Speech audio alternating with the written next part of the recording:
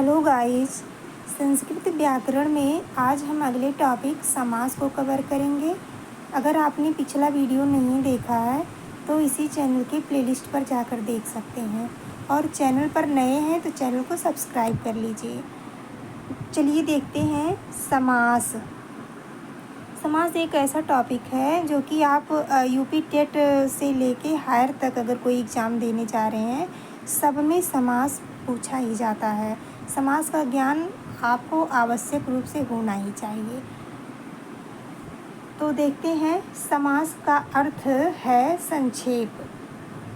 समस्यते एकीक्रियते प्रयोक्तिर्भि इति समासः, यानी प्रयोक्ता के द्वारा एक कर शब्दों को एक कर देना समास है। समस्यते यानी एक ही भवति कर्ता सुबंतेन सह इति समासः।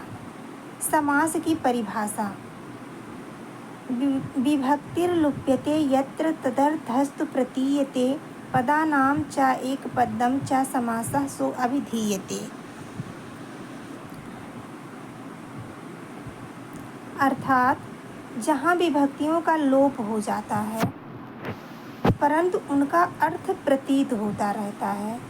यानी जैसे राज्ञः पुरुषः है तो राज्ञः में षष्ठी है और पुरुषः में प्रथमा है, तो दोनों का जब लोप हो जाएगा तब बनेगा राजपुरुषः। कहने का तात्पर्य यही है।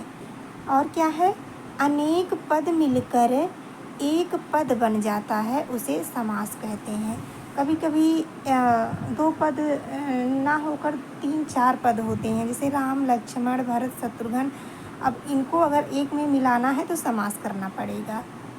अनेक पदा नाम एक पदी भवनम समासः, अनेक पदों का मिलकर एक पद होना समास है। समसनम समासः, सम प्लस अस प्लस घ, यानी सम उपसर्ग पूर्वक अस धातु और घ प्रत्यय से ये जो है समास बना हुआ है। अर्थात पास पास रखना, इसका मतलब होता है पास पास रखना। संस्कृत भाषा में जब दो या दो से अधिक पद पास पास रखे जाएं तो वे अपनी स्वतंत्र सत्ता खो देते हैं। फलतः जिस विभक्ति के कारण उनकी पद संज्ञा थी उसका लोप हो जाता है। जैसे मैंने अभी बताया, आपको एक उदाहरण दिया कि राज्ञः पुरुषः, तो राज्ञः षष्ठी और पुरुषः में प्रथमा का लोप करना पड़ा, तभी जाकर उन पदों का समास हो पाया। इस प्रकार एक पृथक पद के रूप में समस्त पद अभिव्यक्त होते हैं। इस प्रकार दो या दो से अधिक शब्द जहाँ एक जगह एक पद एक अर्थ वाले बन जाते हैं उसे समास कहते हैं। अब देखते हैं समास के प्रकार।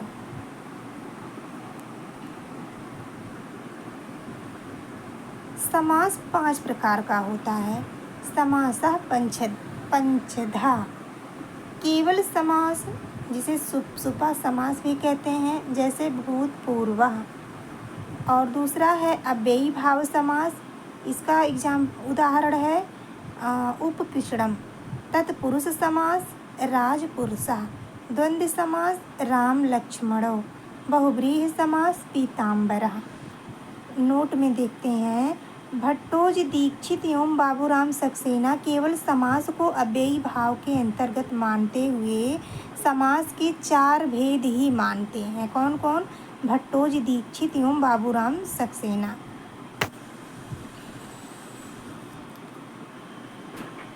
अब देखते हैं केवल समास।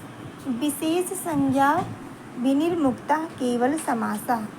जब व्याकरण शास्त्र में किसी समास की विशेष संज्ञा नहीं की जाती है तो वह केवल समास कहलाता है। इसे ही सुपा समास भी कहते हैं। जैसे पूर्वम भूतः, भूतपूर्वः। और क्या? भूतपूर्वे चरट। इस सूत्र से भूत शब्द का पूर्व में प्रयोग होता है, यानी यहाँ पे जो भूत शब्द है पहले प्रयुक्त हुआ है तो भूतपूर्वे चरट सूत्र से हुआ है। केवल समास विधायक सूत्र सहसुपा, केवल समास विधायक सूत्र है सहसुपा। आगे देखते हैं,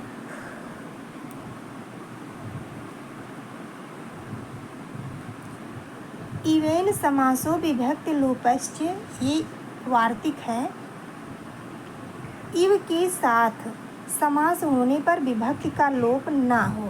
इसका कहने का मतलब ये है कि जहाँ इव शब्द आए उसके साथ समास होने पर विभक्ति का लोप नहीं होना चाहिए। जैसे जीमुतस्येव, वागर्थाविव, ये सब जो एग्जाम्पल दिए गए हैं बहुत इम्पॉर्टेंट है और एग्ज़ाम में पूछे जाते हैं। अव्ययी भाव,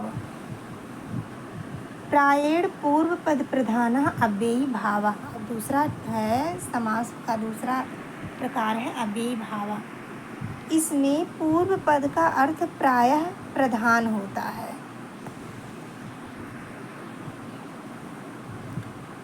पूर्व पद प्रायः अव्यय होता है। एक तो इसमें पूर्व पद का अर्थ प्रायः प्रधान होता है और दूसरा है कि ये पूर्व पद प्रायः अव्यय होता है तथा समस्त पद भी अव्यय के रूप में व्यवहृत होता है। यानी जब समास हो जाता है तो समस्त पद अव्यय बन जाता है। जैसे हरौ इति, तो अधिहरि। अब समास विधायक सूत्र देखते हैं। अव्ययम विभक्ति समीप समृद्धि व्यर्थि अर्थाभाव अत्या संप्रति शब्द प्रादुर्भाव पश्चात आन पूर्व योग्य पद सादृश्य संपत्ति साकल्यान्त वचनेषु। इसका जो है ये पहचान है इस समास की। इसको आप अच्छे से कंठस्थ कर लीजिए। अब तीसरा है तत्पुरुष समास। इसका है प्रायेण उत्तर पदार्थ प्रधानः तत्पुरुषः। इसका उत्तर पद प्रधान होता है। उत्तर पद यानी बाद वाला पद। यह अनेक प्रकार का होता है। अब विभक्ति तत्पुरुष, द्वितीयांत से सप्तम्यंत पर्यंत जिसका उत्तर पद के साथ समास होता है वह तत् विभक्ति के नाम से जाना जाता है। द्वितीया तत्पुरुष, कूपम पतितः, कूप पतितः। तृतीया तत्पुरुष, संकुलया खंडः, संकुला खंडः। ये जो इसमें एग्जाम्पल दिए गए हैं इसको आप अच्छे से देख लीजिए, इससे बाहर कुछ नहीं आने वाला है। जितना इसमें दिया गया है यही आप कंठस्थ कर लीजिए तो बहुत है। चतुर्थी तत्पुरुष, यूपाय दारु, यूप दारु। पंचमी तत्पुरुष, चोरात भयम, चोर भयम। षष्ठी तत्पुरुष, राज्ञः पुरुषः, राजपुरुषः। सप्तमी तत्पुरुष, अच्छेषु सौंडः, अच्छ सौंडः। कर्मधारय, इसकी दोनों पद समान विभक्ति में होते हैं। जैसे कृष्णः सर्पः, कृष्ण सर्पः। ये भी प्रथमा और ये भी प्रथमा, यानी दोनों पद समान विभक्ति में हैं। अगर समान विभक्ति में रहेंगे तो वह कर्मधारय समास कहा जाएगा, जबकि कर्मधारय समास इसी तत्पुरुष का ही भाग है।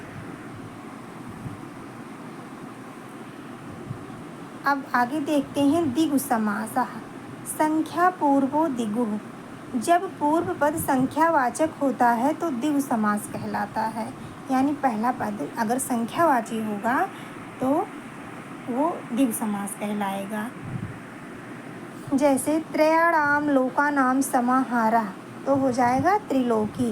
यह कर्मधारय का भेद है। ये जो दिगु समास है कर्मधारय का भेद है। द्वंद्व समास, चौथा है द्वंद्व समास। प्रायेण उभय पद प्रधानः द्वंद्वः। प्रायः दोनों या सभी पदों का अर्थ प्रधान होता है। चा के अर्थ में समास का विधान होता है। जैसे कृष्णश्च अर्जुनश्च, तो हो जाएगा कृष्णा अर्जुनो। समास विधायक सूत्र चा अर्थे द्वंद्वः। इसका जो है समास विधायक सूत्र है चा अर्थे द्वंद्वः।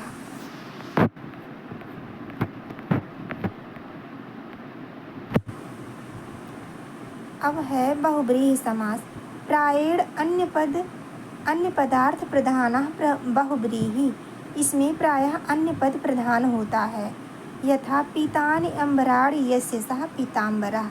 यानी इसमें जो दोनों पद या जितने पद को मिलाकर समास बनाया गया रहता है उनमें से कोई अन्य पद ही प्रधान होगा, उससे मतलब एक नया शब्द ही बनेगा, वही जो है बहुब्रीहि समास है।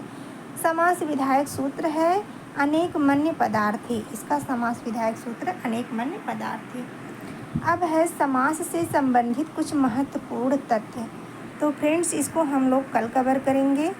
ओके, तो अगर आप चैनल पर नए हैं तो चैनल सब्सक्राइब कर लीजिए और हाँ बेल आइकन भी आप प्रेस कर दीजिए ताकि टाइम से आपको नोटिफिकेशन मिलता रहे। और प्लीज़ अगर वीडियो पसंद आए तो एक लाइक कर दिया कीजिए और कमेंट में आप ज़रूर बताइए वीडियो कैसा लगा। ठीक है, तब तक के लिए नमः संस्कृताय।